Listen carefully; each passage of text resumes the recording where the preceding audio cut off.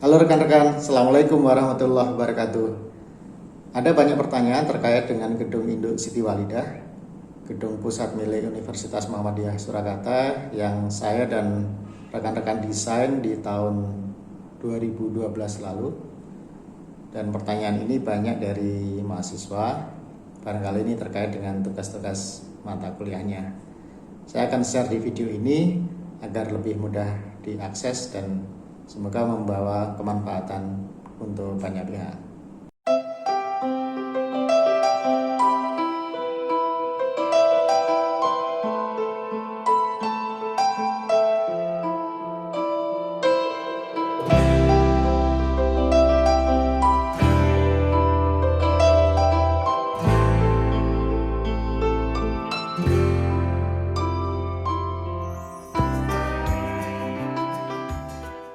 Pertanyaan pertama biasanya terkait dengan kenapa bangunan tersebut melingkar tidak persegi gitu ya. Nah, ini memang ada satu konsep atau cerita tersendiri kenapa kami memilih tipologi gubahan massa yang seperti itu.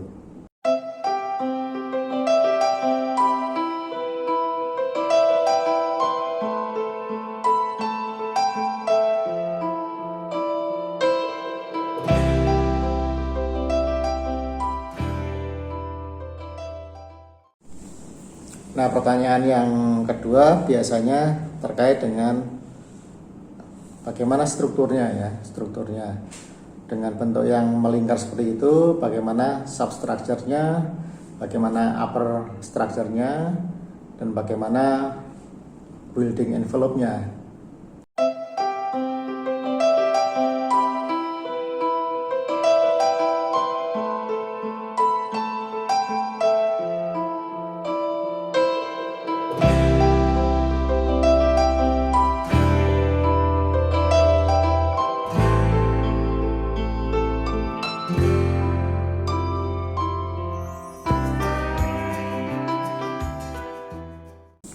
Nah, pertanyaan yang ketiga biasanya terkait dengan sistem utilitas dari bangunan tersebut ya. Jadi bagaimana mechanical, electrical, elektronika, dan sistem plumbing dari gedung tersebut, termasuk bagaimana sistem proteksi terhadap bahaya kebakaran.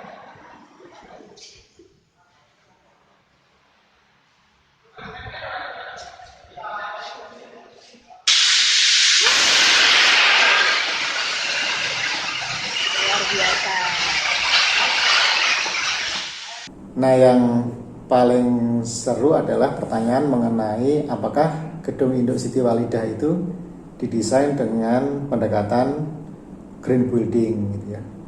Dan apakah mengikuti assessment tools dari Greenship ya, dari Green Building Council Indonesia. Nah, sebagai ilustrasi bahwa di dunia ini ada lembaga-lembaga pemeringkatan yang terkait dengan green building. Ada LEED dari Amerika yang sangat terkenal itu, kemudian BREEAM Inggris, GATSB Jepang, Green Star Australia, dan Green Mark Singapura ya. Nah, Indonesia punya Green Building Council Indonesia yang kalau tidak salah berdiri tahun 2009 dengan assessment tools-nya yang dinamakan Greenship. Nah, kami waktu itu mendesain gedung ini tahun 2012 ya. Kalau kita melihat kota Jakarta itu mencanangkan sebagai Center of Excellence dari bangunan hijau di Indonesia dengan pergubnya nomor 38 tahun 2012 ya, sebagai landasan hukum bagaimana gedung-gedung di Jakarta dikembangkan dengan pendekatan bangunan hijau. Nah, kami mendesain gedung induk Siti Walidah itu akhir tahun 2012 ya. Waktu itu kami berpikir apakah kami harus menerapkan seluruh item dari pendekatan green building versi Indonesia, Greenship, atau tidak gitu ya.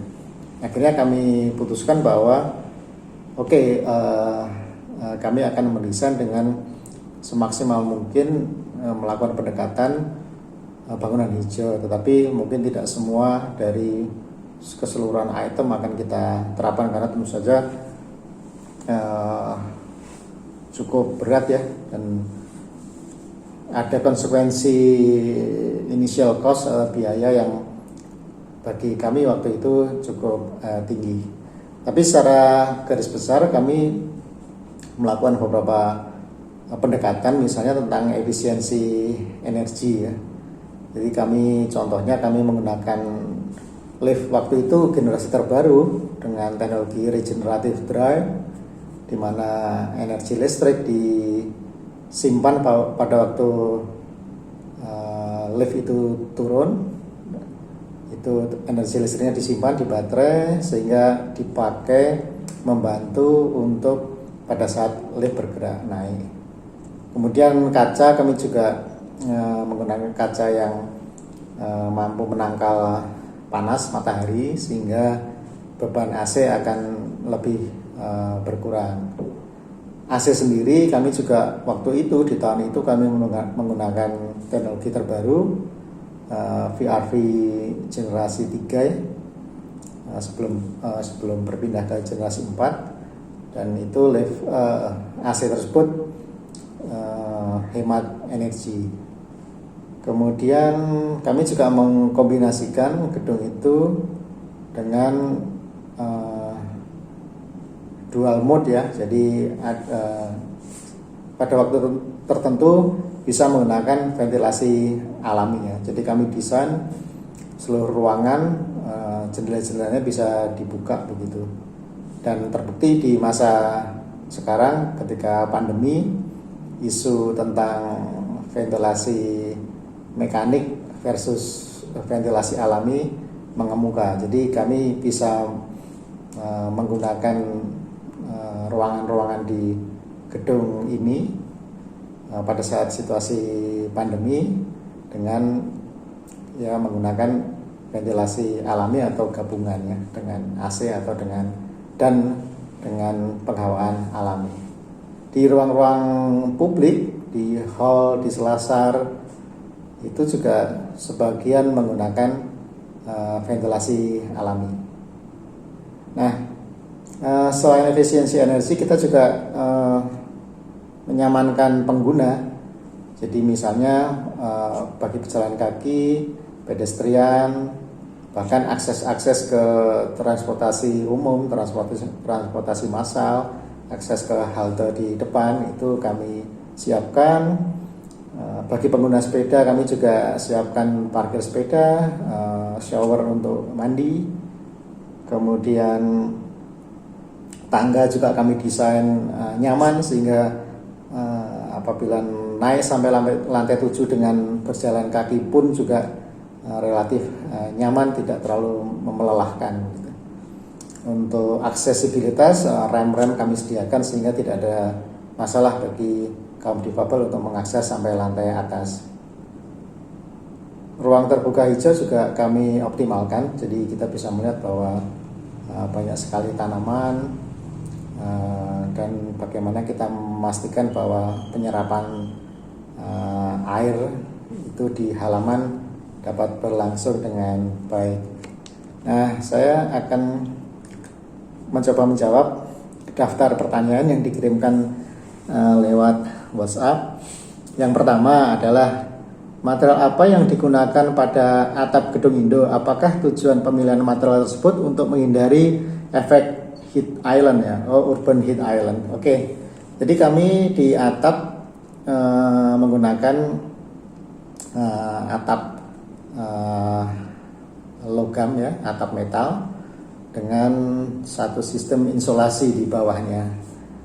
Jadi pertimbangan utamanya adalah kami ingin agar gedung ini low maintenance, sehingga dengan atap tersebut, atap metal yang ex Australia itu durability-nya bagus, tahan lama sehingga umurnya jadi jauh lebih panjang. Kami ingin memastikan bahwa tidak mudah bocor begitu. Sistem sambungannya juga khusus begitu, sehingga atap gedung ini jadi lebih awet ya. Jadi artinya isu bahwa di gedung kampus adalah memang low maintenance begitu. Nah, terkait dengan apakah ini dipilih untuk menghindari urban heat island, ya secara tidak langsung bahwa material ini kan reflektif ya, dia tidak menyerap panas, sehingga tentu saja akan punya kontribusi terhadap upaya untuk menghindari urban heat island. Pertanyaan nomor 2, apakah dalam bangunan menerapkan sistem pengurangan beban volume limpasan air hujan ke drainase kota ya? Ya betul, bahwa sebenarnya kami mengupayakan ya sampai keinginan adalah zero runoff ya. Dulu memang kami desain bahwa air hujan yang masuk ke atap itu kami salurkan ke sistem penampungan air hujan di dalam tanah, kemudian ada sistem recycle waternya, dan sebagian overflow-nya masuk ke danau di samping gedung ya. Tapi karena pertimbangan tertentu, salah satunya adalah pertimbangan biaya, sistem tersebut sementara ditunda ya. Tapi sehingga kami mengoptimalkan bagaimana penyerapan air hujan itu ada di area landscape ya. Mahasiswa bisa melihat bahwa banyak sekali grass block yang ada di halaman ya, halaman parkir, kombinasi antara paving block dengan grass block. Yang ketiga, apakah pada gedung ini maupun landscape-nya menggunakan teknologi khusus untuk mengurangi debit limpasan air hujan? Saya rasa sudah cukup terjawab ya di pertanyaan nomor 2 tadi. Nah, pertanyaan keempat, material cat apa yang digunakan pada gedung Siti Walidah? Apakah termasuk cat yang zero VOC gitu ya? Nah, kami menggunakan satu merek cat yang low VOC ya, low volatile organic compound ya. Jadi, dan kami amati merek cat itu baru di tahun 2019 ya mendapatkan predikat memiliki produk yang zero carbon begitu ya. Jadi intinya low VOC ya, jadi belum zero ya, belum zero.